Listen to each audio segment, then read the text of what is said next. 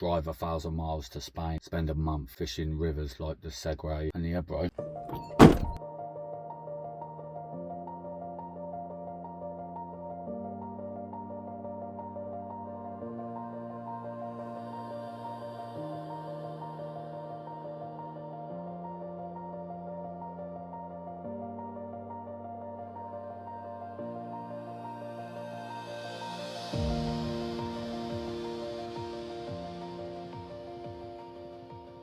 Morning. Today, me and Dan are fishing what could easily be described as a secret little Norfolk fishing garden, and it's absolutely stunning. Unfortunately, today has started with a little bit of frustration. My phone has recently gone through an update, and for some reason, the new updated version doesn't allow me to dual record.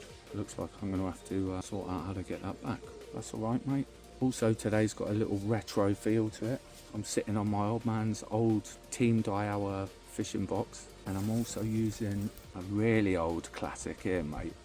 An old Mitchell 206 spinning reel. I'm going to be using it on my float rod. There's some lilies right in front of me. I've been chucking a couple of handfuls, a little bits of like really small pellets and some ground bait out there. I'm going to get some sweet corn on the hook and see what we can get, mate. It's just an early morning session. It's only about 20 past 6 in the morning. We're going to sit here till midday.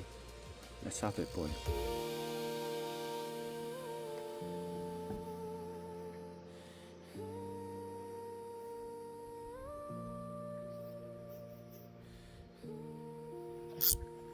Third fish for me today, or this morning.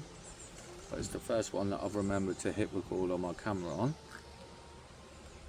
A beautiful little rod. Get this back out there, boy.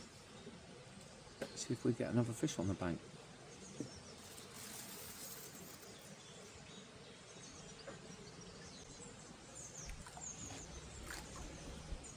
Well, I've actually just been looking into my camera, chatting away, talking about how I changed from, you know, the hook link and blah, blah, blah, blah, blah, and I just caught a fish, and then my screen went black because I didn't press record, because I'm a numpty. But don't worry, because as soon as I put my float back in the water, I've got another one. Made a bit of a schoolboy error.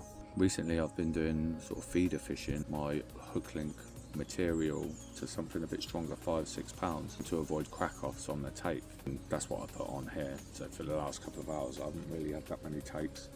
Now I'm using a Drenham size 16 to 3.5 pound hook link. Single bit of sweet corn. Bit better, mate. Obviously.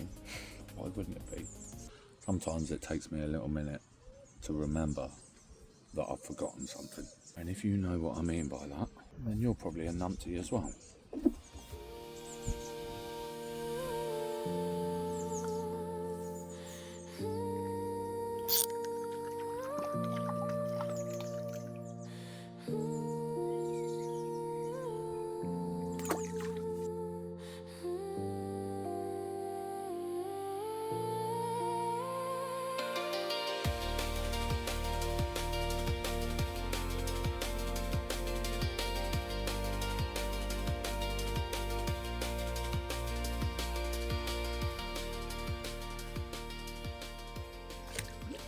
Actually only the second time I've fished here. It's so peaceful and so quiet. It's not a complete secret. People that I have seen here, they've mentioned one of their favourite things about it is how you don't see anyone down here. That's the reason why I haven't entered the name in the title of this video. If you know about this place and it's your little local water, then fair play. But I'll definitely be coming back here again in the future. Probably about 1.5 acres. And it's actually in someone's back garden, which I think is pretty amazing. It's not a runs water, more of a classic old school style, you know. Loads of silvers in here, some nice bream in here, some nice perch. There's a few carp in here. Yeah, I'll be back here again, boy, since coming back to Norfolk, where all my fishing kit is, now that I'm not working away. And since I've got a few weeks off work, I think it'd be a crying shame not to dust off the old bivvy, get myself set up somewhere for a bit of time, and target some swamp donkeys, a few water pigs. I'll have to have a think about it, get a little plan together. But for now, I'll have a bit of this, mate.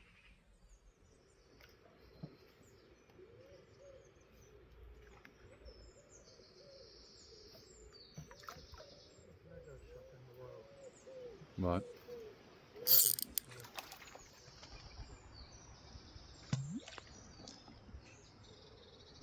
Well, we're definitely on the silvers, mate. I wouldn't mind a little bream or a carp turning up to join in the party, but as long as the morning stays as peaceful and as lovely as what it is, quite happy with this, mate. To be fair, there are some really nice roach in here apparently, so hopefully if we work our way through the really small ones, hopefully we'll get a nice one on the bank.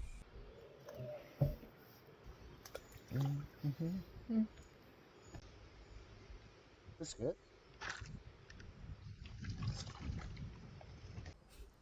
Quite nice. One roach after another, mate. A little bit bigger. Did I hear an offer of a biscuit? Cheers, buddy. Oh, that's lovely. Went for a bit of biscuit. Come back for a bit of pizza. Don't do me, boy. Don't look a bad little roach. Come you here, my boy. Not a bad little roach at all, mate. Certainly a bit bigger than what we have been getting. Bit bigger. Lovely. Nice, mate. There's quite a few pegs on this little pool, but this one in particular is a double peg. And I think there's one over the back there is a double peg as well, which allows me, my old mate Danny boy, sit here waffling on about all sorts. What have we just gone through, mate, in the last half hour? Albino elephants, albino catfish, well, albinos really. There's been a lot of albino stuff, isn't there? Talking about biscuits, and that time that you accidentally the Swedish for too long and we ended up having a Oh, another nice one. They're getting a little bit bigger and bigger. Nice, mate. Let's have that out of there. Boy. Very not bad. Wicked.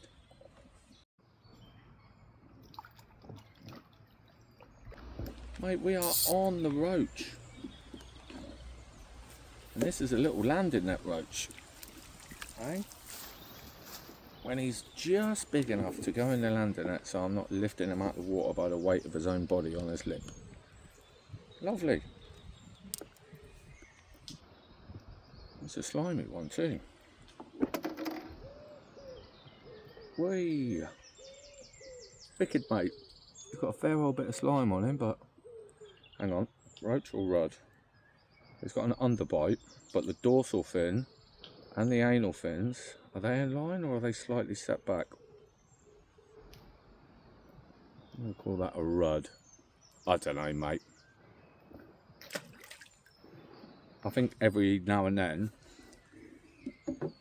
I think it's a distinctly obvious rudd or roach. But quite often, for me, I don't know. Like that one, for example. It had not blood red fins, but quite dark red fins. It had an underbite, which I think is rudd, isn't it? Classically rudd. But the dorsal fin and the anal fins on a roach are in line. And that one, to me, looked like they were in line. Nice little silverfish either way, mate. Unless I've got any of that wrong, let me know, won't you? Eh? Well, it is 10:48. I've had a good few silvers. I was hoping for a little bit more of a mixed bag, but I ain't complaining, mate. It's been a stunning morning. We're going to pack up at about 11:30. Got about 40 minutes left of fishing. You never know what we might catch. Probably just a load more roach, but might end up hauling a hippocrocker pig out at some point. Oh, he's in summer. La Breme. We've got a bream, boy. Nice. Not a bad little bream. Still just fishing right in front of me on these lilies. Chuck a little handful of some sweet corn in there. Let that settle. Spin this round. See if we can get some action on camera, boy.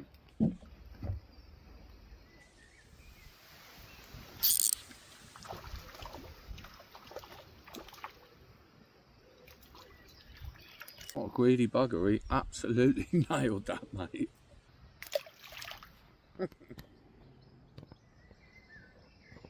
That look a nice fish, mate. Yeah, definitely the biggest one I've caught today. Cracking, mate. Now this, from what I was saying earlier, this is a classic example of a rudd. Where the dorsal fin is, it's set back from the anal fin. It's got a very prominent underbite, blood red fins, and for me, whenever I see them have a nice gold sheen, especially all the flank and the gill plate and that, you know, immediately I think, yeah, rudd.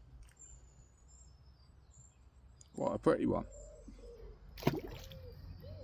Yeah, I quite often catch silverfish when they're silver and they're not gold and I really don't know if it's a rudge or a rudd. No, I know I should as well, but I don't feel bad about it, mate. The wonder of fishing. Chuck that in there. Get a bit of interest going, and then we'll introduce a hook bait. We'll sit back and pull out a swamp donkey. Let's have a 90-pound gudgeon.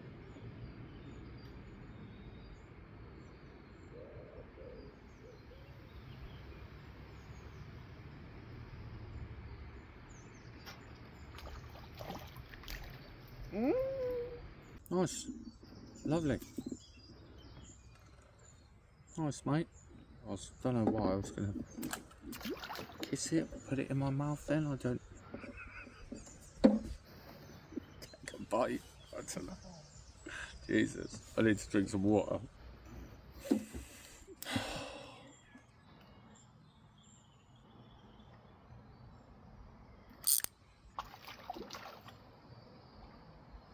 That look a rudd. That look another rudd. That look another rudd to me, boy. Potentially the exact same rudd that I caught a minute ago. Maybe. Go on, boy.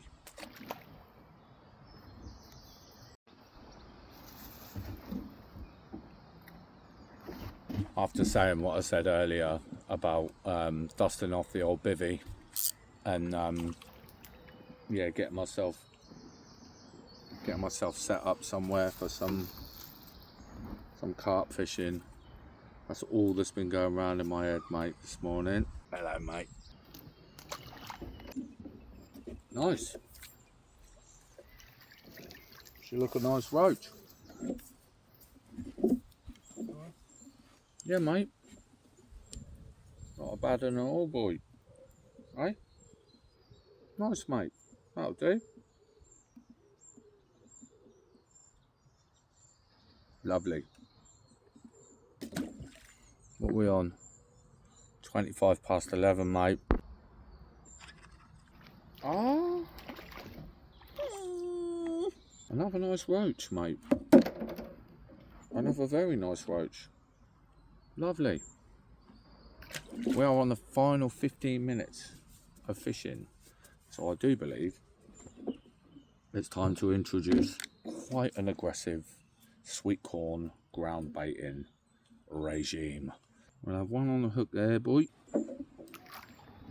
One or two in there. Get the hook bait straight on the top of there, boy. Give me a 75-pound carp.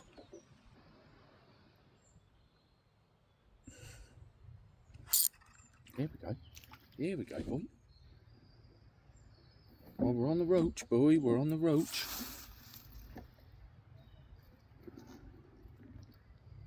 Hey? Straight back out there, mate. Bosh. 90-pound gudgeon. Oh. Oh. Oh. Has a bit of aggressive ground baiting paid off. It's the biggest fish of the day so far, and I'm literally in the last minutes. We got a bream. But at the risk of sounding really ungrateful, when I threw all the rest of my sweet corn in the water there, hoping for a bigger fish, maybe I wasn't dreaming of a bream, but I'll take it, mate. This is going to be the last fish of the session. He absolutely nailed that bit of sweet corn, and here he is, the biggest fish I've had all day. A slippery, stinking bream, and I'm well happy with it.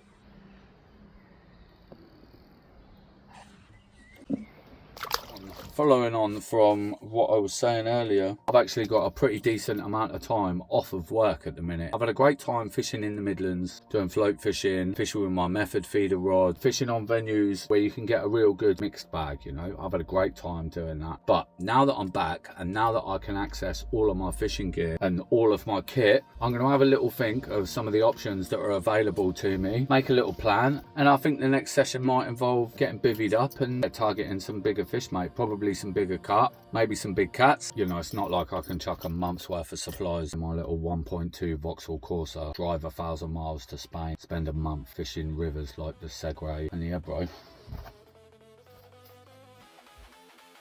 Or is it?